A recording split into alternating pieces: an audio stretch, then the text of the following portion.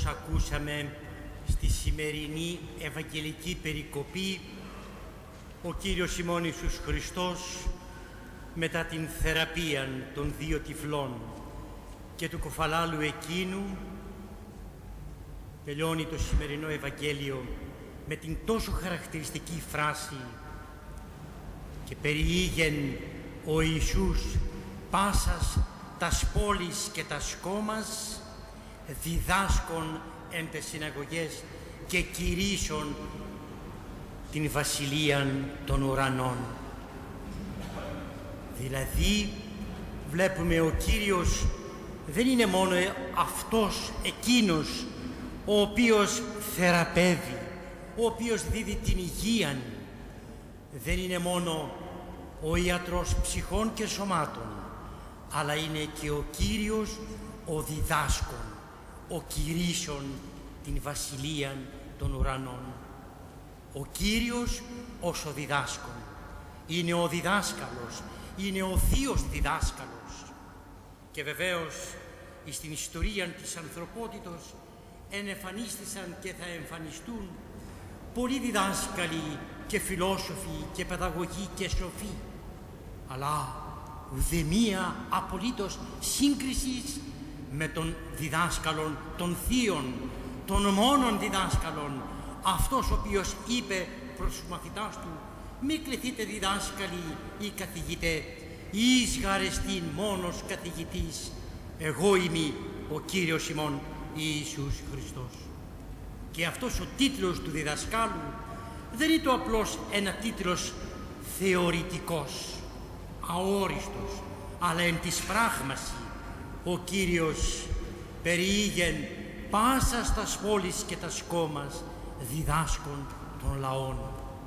Είτε είδομεν αυτόν 12 ακόμη εις τον ναό να διδάσκει, είτε τον είδομεν εις το υπερόν, εις το όρος το θαβόρ που μας έδωκε τους μακαρισμούς, των καταστατικών αυτών χάρτην του χριστιανισμού, είτε τον είδομεν υπό την στέγην της οικίας του Ζαχαίου, είτε παρά το φρέαρ του Ιακώβου, μα είτε ακόμη και κατά αυτό το υπερόν και επάνω εις τον σταυρό να διδάσκει, αλλά και μετά την Ανάστασή του, εκεί παρά την θάλασσαν της Τιβεριάδος, πάντοτε ο Κύριος με το κύρος του δαθείο και με την μεγαλοσύνη του, αλλά συνάμα και με την ταπεινοφροσύνη και με την απλότητα, ο Κύριος διδάσκει των λαών του Θεού, και ο λαός εξεκρέματο εκ του στόματος, εκ της χείλης είναι αυτού,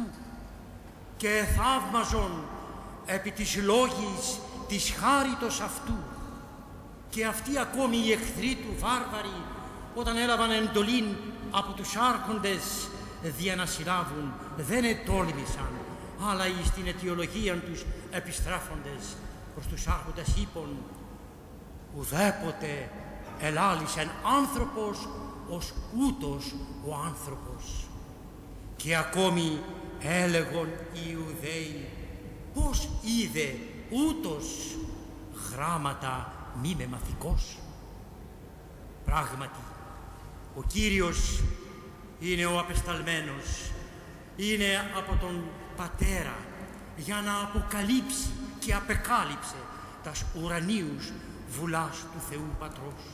Είναι εκείνος ο οποίος εκήρυξε την μετάνοια εις τους ανθρώπους, εκείνος ο οποίος μίλησε δια την ευχαριστία, δια το σωτήριον αίμα του, δια την σωτηρία των ανθρώπων, δια την λύτρωση της ανθρωπότητος από την αμαρτία και από τον θάνατο και δια την επάνωδον εις την αληθινή ζωή.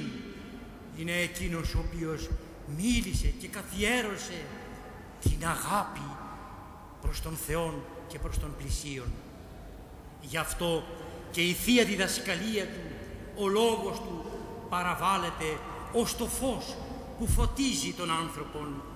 Έχουμε μια λειτουργική ευχή πρώτου Ιερού Ευαγγελίου, που κάθε περικοπή του Ευαγγελίου είναι ο λόγος του Θεού, είναι η Θεία Διδασκαλία, να εύχεται ο ιερεύς ενώπιον της Αγίας Τραπέζης «Έλαμψον τες καρδίες ημών φιλάνθρωπε δέσποτα, το της εις θεογνωσίας ακύρατον φως και του της διανοίας ημών διάνοιξον οφθαλμούς εις των ευαγγελικών σου κηρυγμάτων κατανόηση, γιατί χρειάζεται η βαθυτάτη πίστη δια την κατανόηση με τους οφθαλμούς της πίστεως, αλλά και με την διάνοια που θα μας φωτίσει το Άγιον Πνεύμα να κατανοήσουμε τα μηνύματα του Ευαγγελίου και να προχωρήσουμε και να εισέλθουμε ίσο κάτωθεν του γράμματος στο πνεύμα και στο μήνυμα που κρύβει κάθε φράση του Ευαγγελίου, που κανένας λόγος δεν είναι τυχαίος και ατάκτος ερημένος.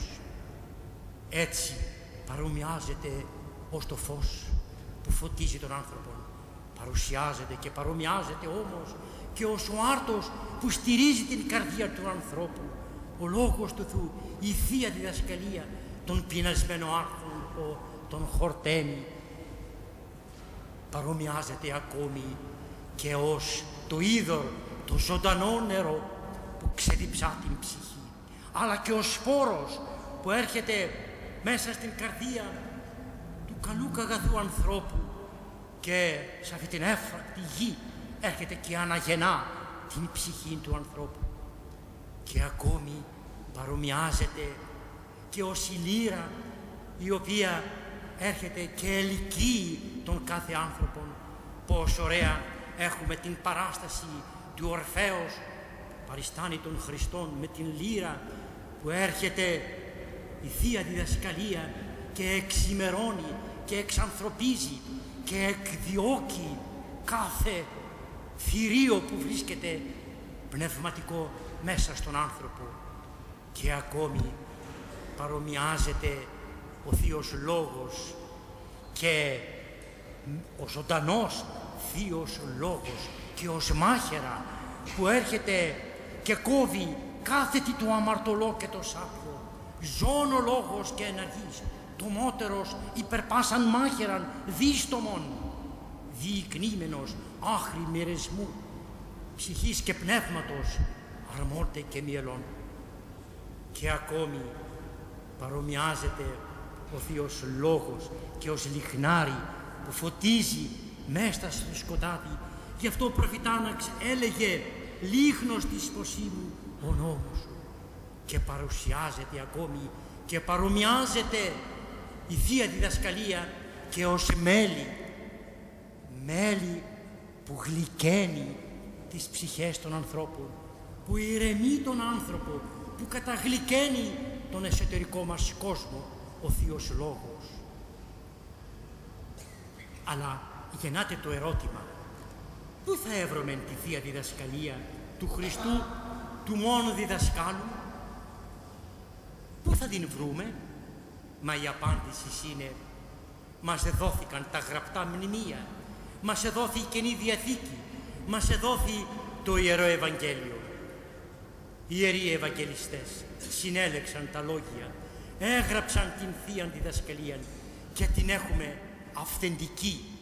Την έχουμε με τα χαρακτηριστικά της αυθεντικότητος, της γνησιότητος, της αξιοπιστίας, αλλά προπαντός το όντι με την θεοπνευστία των Ιερών Ευαγγελίων.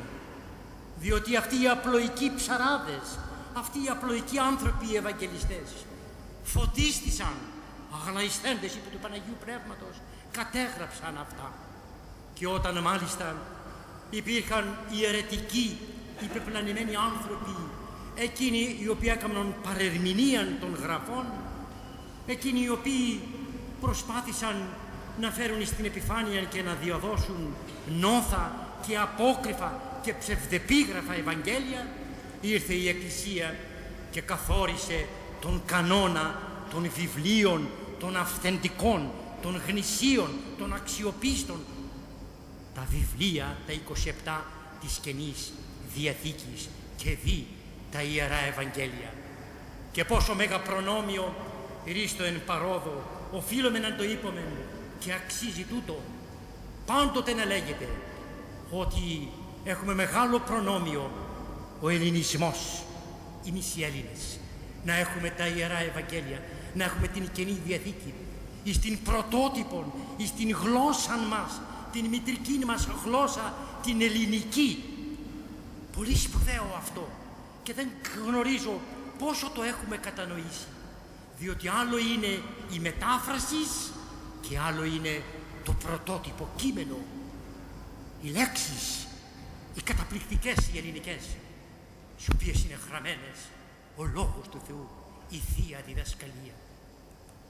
Γι' αυτό και ένας Παύλος Απόστολος έλεγε ότι εγώ σας εγέννησα δια του Ευαγγελίου και εάν μη ευαγγελίζομαι και εγώ διάκονος του Ευαγγελίου του Χριστού είμαι εις την ζωή μου.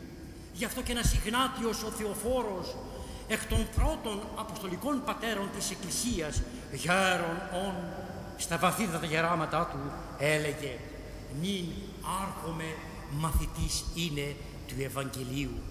Γι' αυτό και ένας Χρυσόστομος φωνάζει και λέγει, ο Ιερός Χρυσόστομος, «Άγνοια των γραφών, θάνατος εσύ της ψυχής». Και ένας Κοσμάς ο Αιτωλός να γράφει, «Μελετώντας, αδελφοί μου, το Ιερόν Ευαγγέλιον έβρον πολλούς μαργαρίτας εκεί, αυτούς και σας προσφέρω και αυτό το Ιερό Ευαγγέλιο στα διδάσκω». Και ένας Σολτζενίτσιν εκεί στην βασανιστική εξορία του να γράφει, «Στάθηκα όρθιος διότι με κρατούσε το Ιερό Ευαγγέλιο». Αλλά αδελφοί μου, αυτό το Ιερό Ευαγγέλιο, το οποίο το έχουμε, το οποίο αναγιγνώσκεται, αυτό το Ιερό Ευαγγέλιο έχει μία μυστική δύναμη. Κάθε φορά που το μελετάς, κάθε φορά που το προσεγγίζεις, νιώθεις ότι ανεβαίνεις στο Θαβόρ, νιώθεις ότι είσαι στο Υπερό, νιώθεις ότι περπατάς μαζί με τον Κύριο στη Γαλιλαία. Γιατί έχει μία μυστική δύναμη. Γιατί αυτό το Ιερό Ευαγγέλιο, δηλαδή η Θεία Διδασκαλία, μπορεί να σε ενισχύσει, να σε ενδυναμώσει, να σου δώσει την υπομονή που χρειάζεσαι, την ελπίδα και το κουράγιο, την αντοχή στις αντιξότητες της ζωής. Αυτό μπορεί να διορθώσει τον βίο σου, αν είναι βίος αδιόρθωτος από τα πάθη και από την αμαρτία. Αυτό μπορεί να σε φέρει σε δάκρυα μετανοίας. Και αυτό το Ιερό Ευαγγέλιο είναι εκείνο που έχει εκπολιτήσει λαούς, που έχει φέρει πολιτισμόν, που κοινωνίες άγριες τις εκπολίτησε. Και αυτό το Ιερό Ευαγγέλιο έχει στεγνώσει πολλά δάκρυα. Αυτό το Ευαγγέλιο έχει την επαγγελία της νυν και της μελούσης ζωής. Αλλά σε μια εποχή που ζούμε, των πολλών λόγων, σε μια εποχή του διαδικτύου, σε μια εποχή πολλών φωνών, σε αυτή την εποχή που τόσα και τόσα ακούγονται, άραγε ο Θεός ομιλεί ή έχει σιωπάσει? Όχι, ο Θεός ομιλεί. Το μέγα ερώτημα είναι, ο άνθρωπος ακούει τον Θεόν που ομιλεί? Και αν, αδελφοί μου, ο διάβολος και αυτός λαλεί, αλλά λαλεί το ψεύδος, και αν ο Άδης είναι άλαλος, και αν ακόμη τα ζώα που βλέπουμε γύρω μας δεν έχουν ένανθρων λόγον, και αν ο άνθρωπος έχει λαλιά, έχει λόγον και ομιλίαν και ομιλεί, αλλά τα λόγια του είναι πεπερασμένα, ο Θεός έχει αιώνια